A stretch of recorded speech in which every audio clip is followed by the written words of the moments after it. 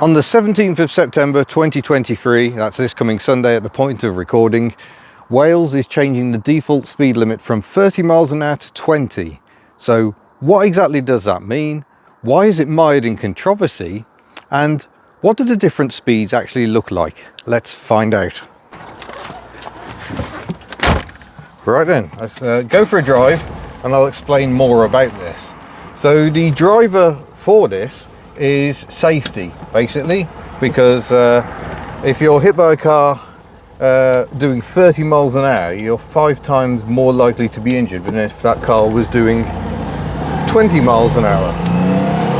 And one of the things I'm really keen to test is it said that if a car doing 30 and a car doing 20 stop at the same time, by the time the 20 mile an hour car has stopped, the 30 mile an hour car will still be doing 24 miles an hour.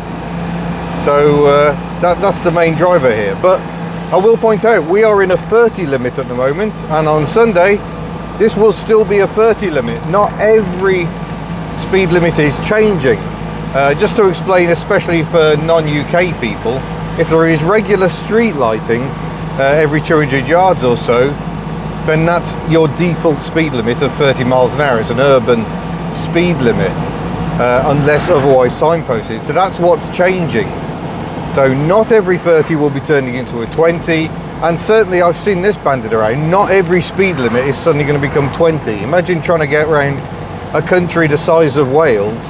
If every speed limit was 20 miles an hour, it would be horrendous.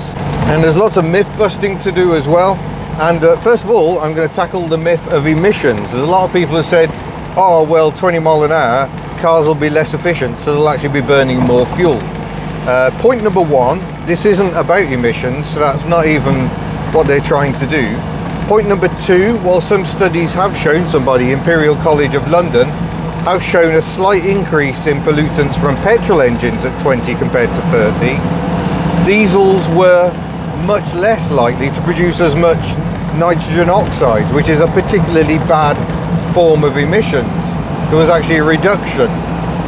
You also got the fact that obviously there will be less brake dust because cars are braking from a slower speed, and generally the emissions one doesn't bear any water. It's irrelevant to this discussion. Close the window for a bit more quiet.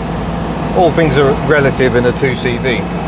Another point people raise is it's going to make journey times much longer, but again, we can kind of dispel with that one. For a start, traffic doesn't always travel at the speed limit. We're stuck behind a Nissan Qashqai doing 35 miles an hour in a 60 limit, and a study found that on the Welsh default 30 mile an hour roads, the average speed is actually 21, although it might be 21.9. It's so almost 22. So traffic isn't travelling at the speed limit all the time.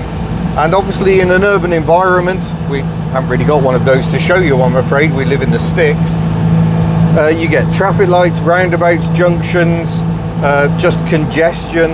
So the chances are it's not going to affect journey time very much at all. On raw figures, to traverse 60 miles at 30 miles an hour will take an hour less time than doing the same at 20 miles an hour. So there is a time difference, but yeah, with traffic lights and roundabouts and everything and other road users factored in, I don't think the difference in journey time is going to be too great. Welsh Government suggests in its own leaflet that it'll make about a minute's difference. Right then, let's do an actual practical test. We'll try and show you the difference between 20 miles an hour and 30 miles an hour. We've got a very quiet one-way lane here in the middle of nowhere in Wales. What I'm going to do is I'm going to come up to where we are now, level with this post here, and I'm going to try and stop as quickly as possible.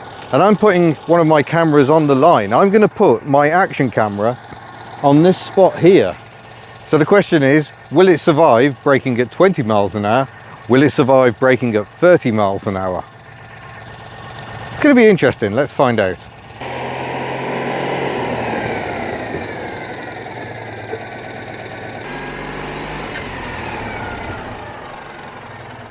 We didn't squish the camera, but I'm sure he got a very exciting view of what was going on.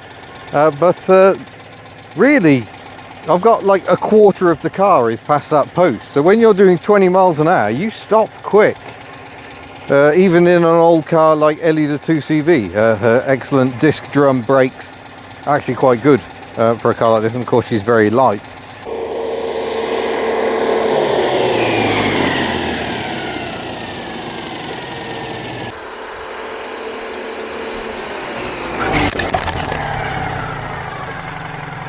Where did the poor camera go? Oh, there she is.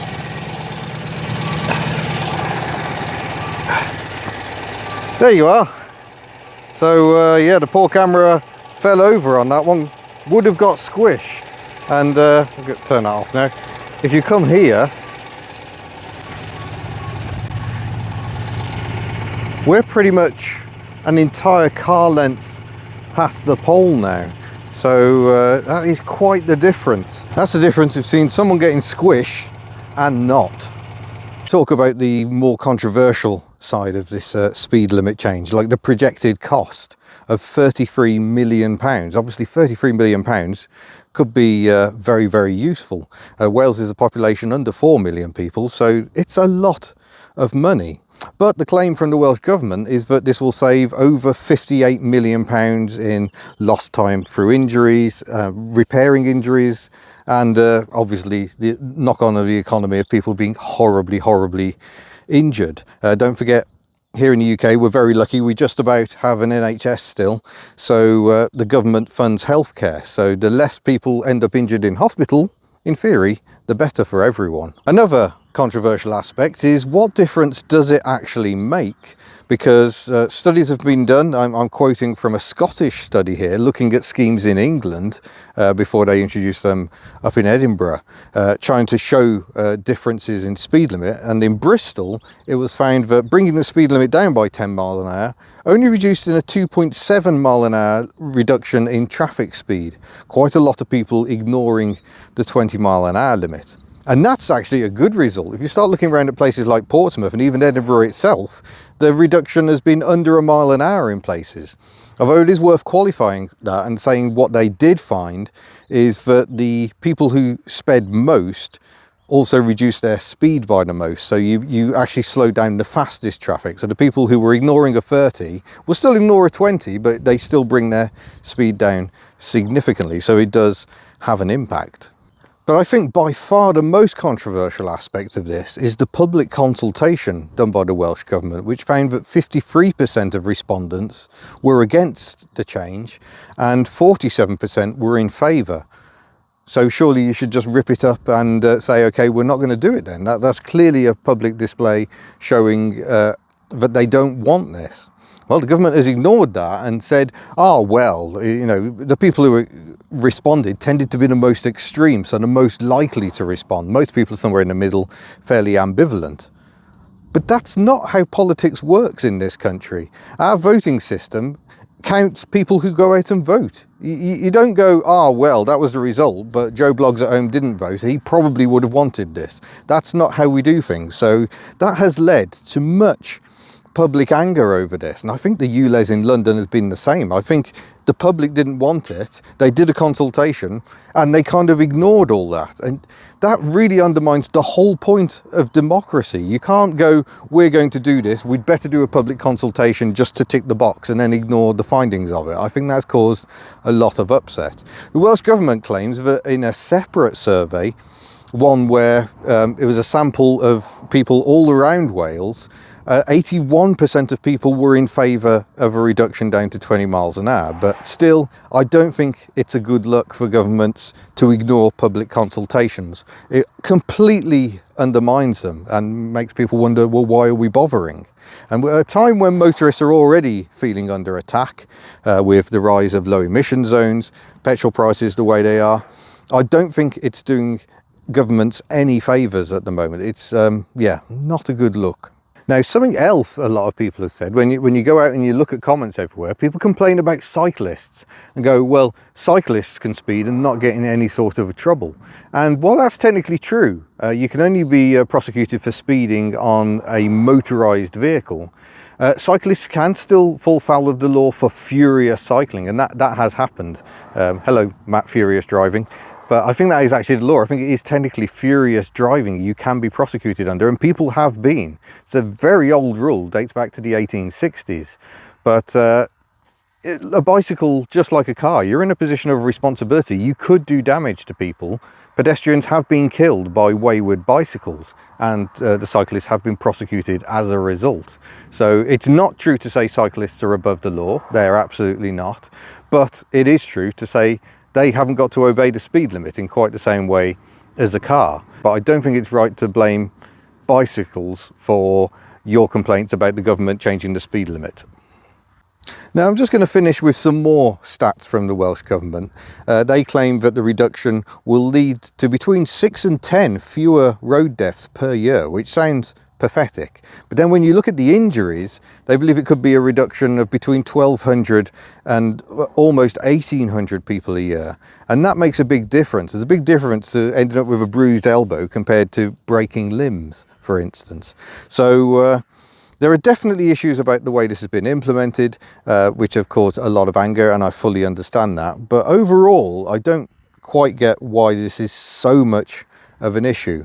I think it speaks of a wider problem, motorists feeling attacked generally, and I do have concerns going forward. Obviously, a lot of my cars I can't drive in quite a few cities around the UK now, and I can see that our 60-mile-an-hour speed limit on roads such as this will be abolished in time. Already quite a lot of roads, especially around Oxfordshire, but also increasingly in Wales, we're seeing 50 limits come in. So generally there is reduction, reduction, reduction. It feels like we're being battered with a stick quite often.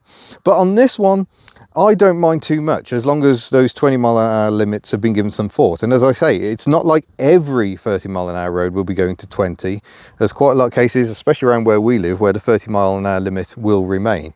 But we have seen signs going up. We know every speed limit has been looked at, and sometimes that's worth doing, I think. So overall, hopefully it will have a benefit on safety. I don't think generally we're actually going to see that much change. I think maybe traffic speeds will come down. Interestingly, other 20-mile-an-hour limits have seen a reduction in traffic. So is that encouraging people to walk and cycle? I'm not entirely sure, or are they just finding faster roads?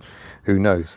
But yeah, it's a controversial time in Wales, and certainly a very interesting one. So I hope you found that interesting. I've certainly loved the practical demonstrations. That was a bit of an eye-opener. And we shall see you in a future video. Farewell.